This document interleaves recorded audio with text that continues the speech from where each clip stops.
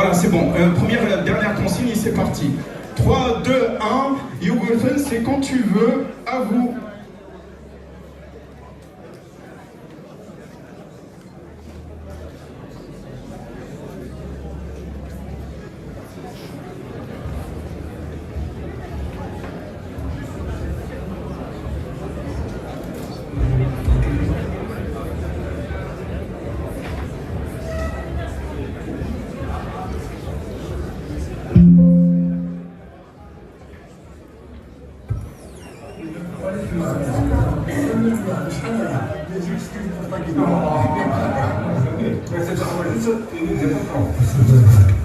مدير شحال يعني نصيبه الناس اللي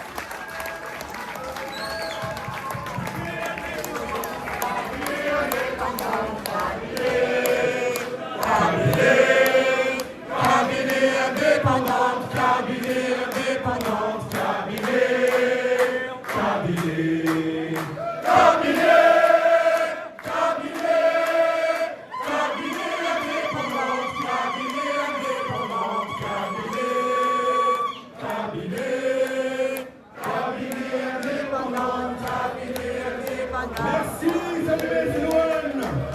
Merci à ce collectif d'artistes kabyles qui ont entouré Mess Farhad Mani pour cette chanson dédiée à la liberté de la Kabylie.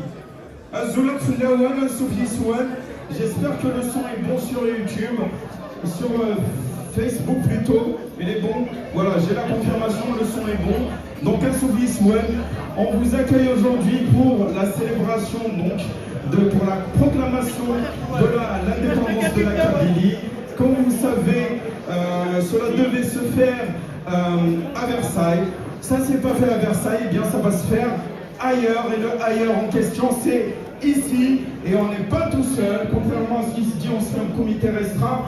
Pas du tout, c'est une salle qui accueille 500 personnes et on est plus de 1000. Entendez ça un petit peu.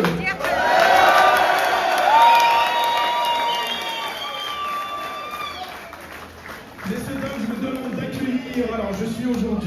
Alors, je suis porte-parole de la NAVAD, je suis aujourd'hui maître de cérémonie et je suis accompagné, j'ai l'honneur d'être accompagné par Delia Harouni, qui est membre de la NAVAD, en tant que maîtresse de cérémonie, et que je vous demande également d'accueillir fortement. Merci beaucoup.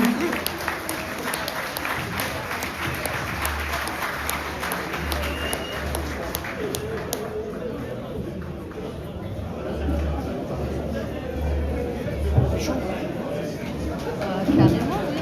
Vous avez comme ça. Si vous avez soif, n'hésitez pas. Un petit bourrao. Pas un problème.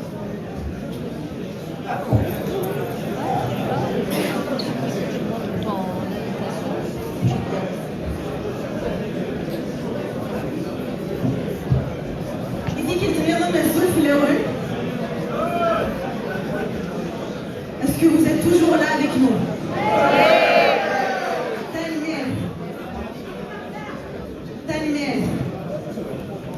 Bienvenue à toutes et à tous. J'ai préparé une petite introduction justement pour ouvrir cette cérémonie. Ce que nous vivons ici, dans cette salle et à travers les écrans, ce n'est pas un simple événement. C'est un acte politique, un acte de dignité et un acte de souveraineté.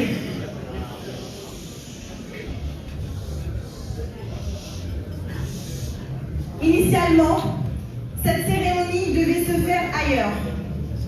Mais à la veille de notre rassemblement, des décisions administratives sont venues perturber son organisation.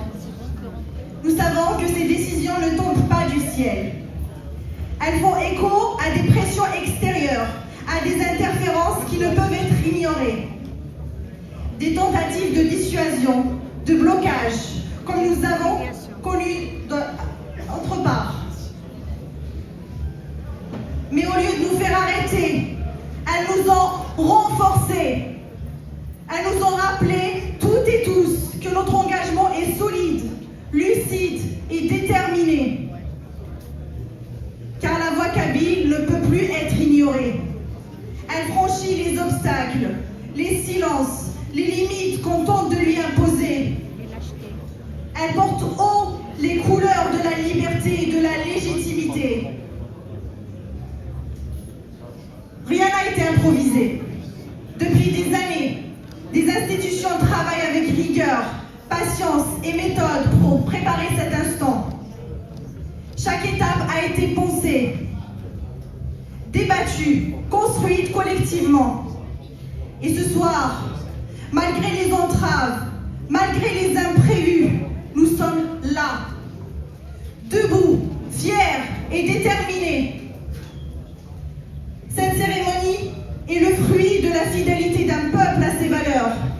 Un peuple qui, génération après génération, a résisté, transmis et refusé de disparaître. Un peuple qui a décidé enfin de prendre en main son destin, calmement, légalement et dignement. Ce soir, c'est la voix de la Kabylie qu'on fait entendre. Une voix libre, responsable, tournée vers la paix, la justice et le respect du droit international. Une voix qui s'adresse au monde, sans peur et sans détour. Merci à vous toutes et tous d'être ici, physiquement ou par la pensée. Merci aux délégations, aux soutiens, aux militants, aux exilés, aux prisonniers politiques, à nos prisonniers auxquels nous pensons fort aujourd'hui.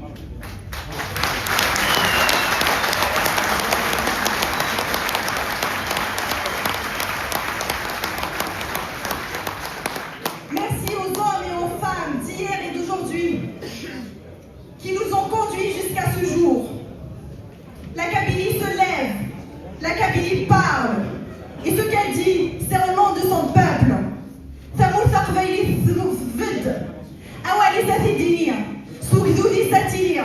Vive la liberté, vive la Kabylie, libre et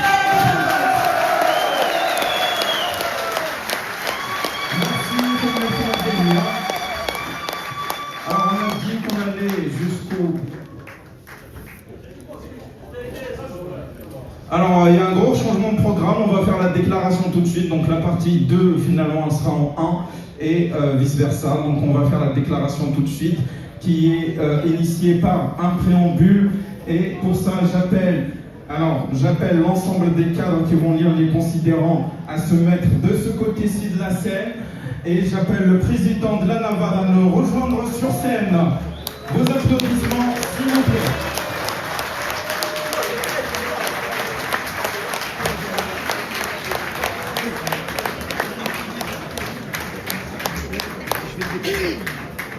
On va laisser passer la dame.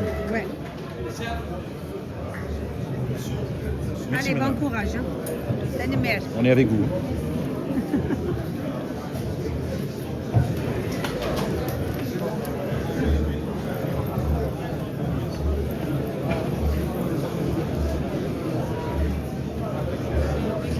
Chers amis,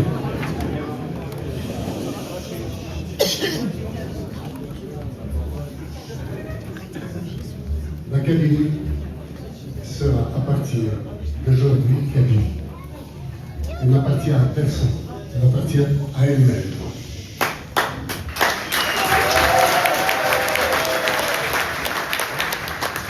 Aujourd'hui, 14 décembre 2025, marque de manière irrévocable l'avènement d'une ère nouvelle pour le peuple kabyle. Aujourd'hui, la Kabylie, entité politique attestée dès le IIIe siècle de notre ère, un royaume jusqu'en 1871, met un terme à la suggestion dans laquelle elle fut placée à la suite de son annexion à l'Algérie il y a plus d'un siècle et demi, sans que son consentement n'ait jamais été recueilli. Au cours de cette longue histoire, son peuple est demeuré fidèle à lui-même, à sa langue, à ses coutumes, à ses valeurs fondamentales et surtout à sa vocation profonde pour la liberté. Il a pleinement conscience de ce qu'il est, un peuple. Or, un peuple conscient de lui-même est par essence une nation. Que cette nation soit dominée ou administrée par une puissance extérieure ne l'efface pas pour autant. Elle persiste, elle vit, elle résiste. Cette situation renforce même son droit fondamental à l'autodétermination, d'autant plus lorsque son action demeure strictement pacifique, comme c'est le cas du peuple kabyle. Depuis 150 ans, la Kabylie endure diverses formes d'oppression, sans renoncer à ses valeurs et à l'affirmation de son identité. Face à sa négation, elle a répondu par la fidélité à elle-même. Face à la violence dirigée contre son expression, elle a opposé une détermination sereine à renouveler ses droits par des voies légales et pacifiques. face aux tentatives de l'effacer, elle a déployé une remarquable résilience. Le pacifisme n'est ni faiblesse ni renoncement. Il constitue l'expression la plus haute de la raison et de l'humanisme. Il rejette la logique de destruction, de vengeance et de sang. Il repose sur la justice, la dignité et le droit. Il maintient ouvertes les voies d'un règlement pacifique des différends, sans vainqueur ni vaincu. Cependant, lorsqu'un peuple se voit lié jusqu'à son existence même, lorsque l'oppression revêt la forme d'une politique systématique de déculturation et de dépersonnalisation, lorsque chaque génération se heurte au même refus d'exercer ses droits fondamentaux, il ne lui reste qu'une seule issue possible, celle de la libération. L'histoire des nations en est le témoin, et la déclaration d'indépendance des États-Unis demeure à cet égard une source d'inspiration majeure pour fonder notre décision sur des bases historiques, géographiques, politiques, juridiques, économiques et socioculturelles.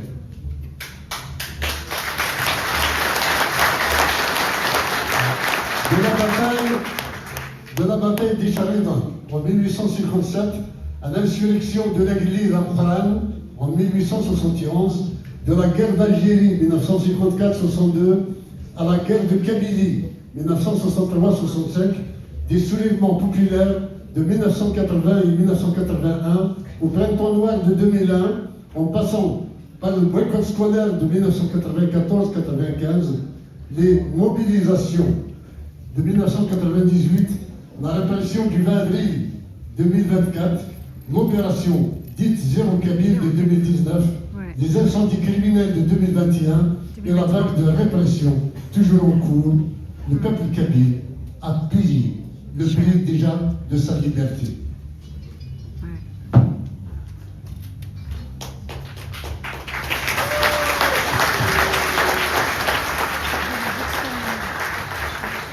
Ces enfants ont résisté souvent jusqu'au sacrifice ultime. Ces villages ont continuellement porté un deuil, mais jamais ils n'ont consenti à la soumission. Cependant, si la Kabylie a perdu des batailles militaires, elle n'a jamais capitulé. Aucun acte de reddition n'a été signé. Cette absence de renoncement rend juridiquement caduque toute prétention à sa domination, que ce soit durant la période coloniale française ou bien celle qui prévaut depuis 1963. La guerre qu'elle n'a jamais perdue s'achève symboliquement avec la déclaration d'indépendance de ce jour.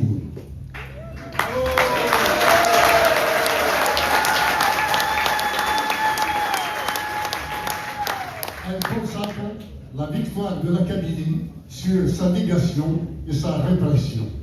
De cet instant, elle jette un regard lucide sur ses blessures afin de les guérir et d'en faire les pierres précieuses de son histoire. Elle se remémore ce à quoi, impuissante, elle a dû assister. L'assassinat ou l'exil de ses leaders et de ses symboles. La négation de ses droits linguistiques et culturels. La stigmatisation et la criminalisation de son identité. L'entrave à son développement économique, à la spoliation de ses richesses. L'arrestation arbitraire de ses enfants, des actes de torture, des violences policières juridiques ou judiciaires, ainsi que la terreur exercée à leur encontre. Ces réalités fondent et légitiment sa décision de reprendre son destin en main, de ne plus déléguer l'avenir de ses enfants à ceux qui font d'eux une menace à éliminer. En ce jour historique, la Kabylie rend hommage aux pionnières et aux pionniers de sa dignité, ayant jalonné sa résistance de Fatma Soumal jusqu'aux martyrs anonymes que l'histoire n'a pas encore nommés. Elle salue les prisonniers politiques et les militants qui, au péril de leur liberté et de leur vie, maintiennent vivante la flamme de l'espoir. Elle exprime sa gratitude à la diaspora qui, au-delà des frontières, a porté sa voix, la voix du peuple kabyle, soutenu les familles des détenus politiques et assuré la continuité de la nation. Parce qu'il serait indécent d'exiger d'un peuple qui ne renonce à son être, immoral de le sommer de se taire face à l'injustice, dangereux de confier son avenir à ceux qui œuvrent à son effacement. La Kabylie proclame la rupture de tout lien de dépendance vis-à-vis de l'État algérien.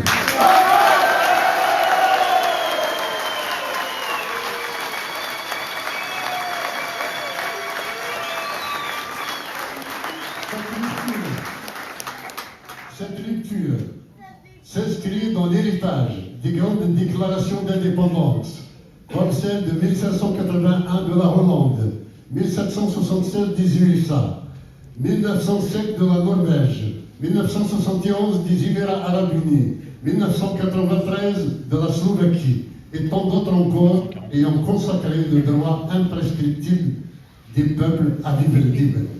Elle affirme son engagement dans le cadre de la légalité internationale et s'appuie sur les principes de la Charte des Nations Unies, notamment la résolution 1514 du 14 décembre 1960 qui dispose en son article 4 « Il sera mis fin à toute action armée et à toute mesure de répression de quelque sorte qu'elle soit dirigée contre les peuples dépendants pour permettre à ces peuples d'exercer pacifiquement et librement leur droit à l'indépendance complète et l'intégrité. »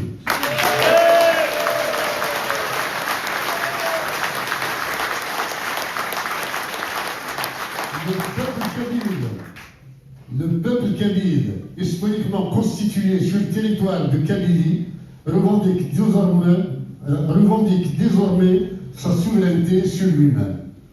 L'accession d'un peuple à ses droits universels ne peut dépendre de la bienveillance de celui qu'il domine. L'histoire a montré que si la violence a bâti des empires, la liberté a toujours fini par triompher sur eux. Et lorsqu'un peuple entend se libérer, il n'a nul besoin de permission.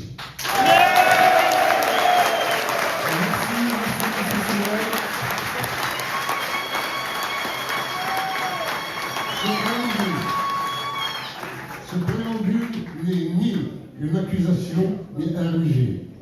Il est un acte de foi. Foi en nous-mêmes, foi en notre peuple, foi en notre capacité à nous gouverner avec équité, intelligence et humanité. Il est également un acte de respect envers les peuples d'Algérie. L'indépendance de la Kabylie est une chance pour eux. Elle leur ouvre la perspective d'un pays conforme à leurs aspirations contrariées par la Kabylie. Elle leur offre un voisinage de fraternité et d'hospitalité et une relation future d'État à État fondée sur l'équité, la solidarité et la paix.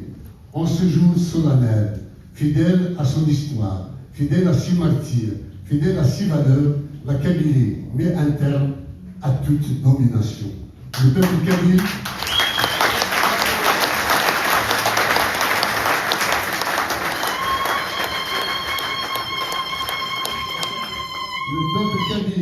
fier et souverain, se réapproprie l'ensemble des droits dont il a été spolié. Et on va vous passer les considérants tout de suite. En effet, nous allons passer aux considérants. Donc pour cela, nous allons, Mess Selouay a tenu à associer l'ensemble des visages de ceux qui portent le combat de la Kabylie. Donc c'est des cadres du MAC, de la NAVAV et de l'IMNIA Kveilir qu'on va accueillir à tour de rôle pour la lecture des considérants. Donc j'appelle nos cadres qui vont lire les considérants 1, 2 et 3. On a Karine Zitat, c'est la présidente de la coordination Île-de-France. Yes Lemel qui nous vient de Belgique, donc c'est le président de la coordination de Belgique.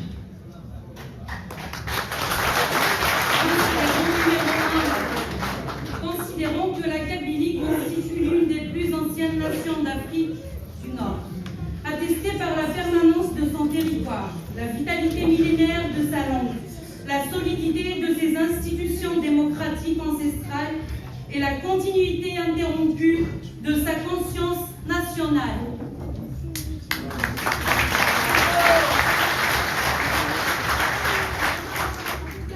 Considérant que la Kabylie ne fut jamais soumise à la régence d'Alger et son annexion en 1857 par la puissance coloniale française s'opéra sans consentement, sans traité et par la seule contrainte militaire.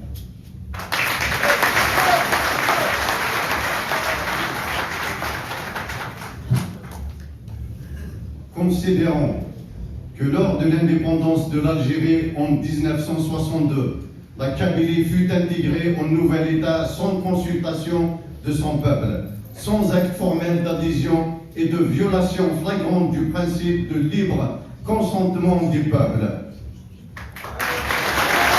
Alors accueillons Salih Rossi pour le considérant 4, Azouawaf Tassier pour le considérant 5 et Sabah Mahrouja, Sabat Meksen, conseiller du président pour le considérant 6.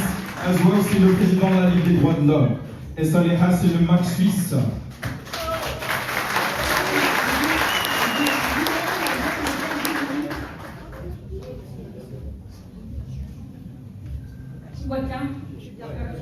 Durant la guerre des Kabylie de 63 à 65, l'Algérie avait occupé militairement la Kabylie. La Kabylie résista malgré tout grâce au FFS, Front des forces socialistes, à sa tête Hossein Aïn Ahmed.